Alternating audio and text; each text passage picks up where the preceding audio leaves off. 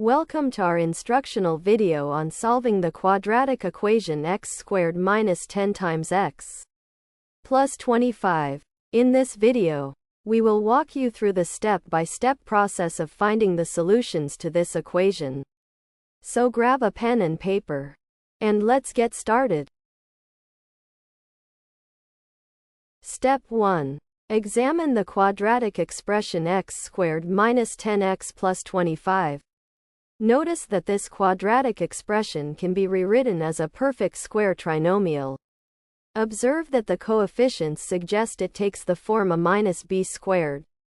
To confirm, let's focus on the first and last terms of the expression x squared and 25. The square root of x squared is x, and the square root of 25 is 5. Hence, x minus 5 squared simplifies back to our original expression.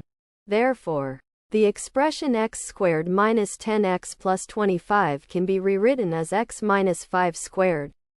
This step is essential because recognizing the expression as a perfect square helps to simplify the problem and find solutions more efficiently.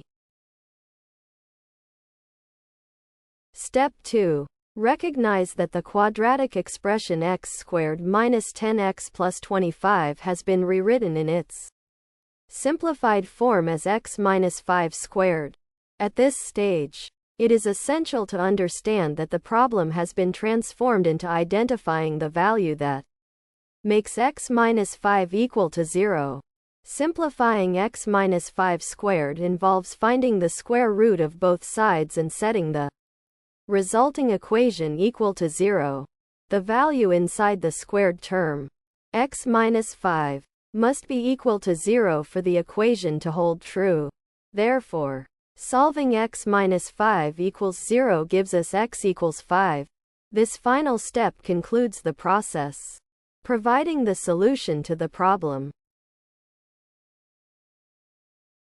Thanks for watching. I hope this video has helped.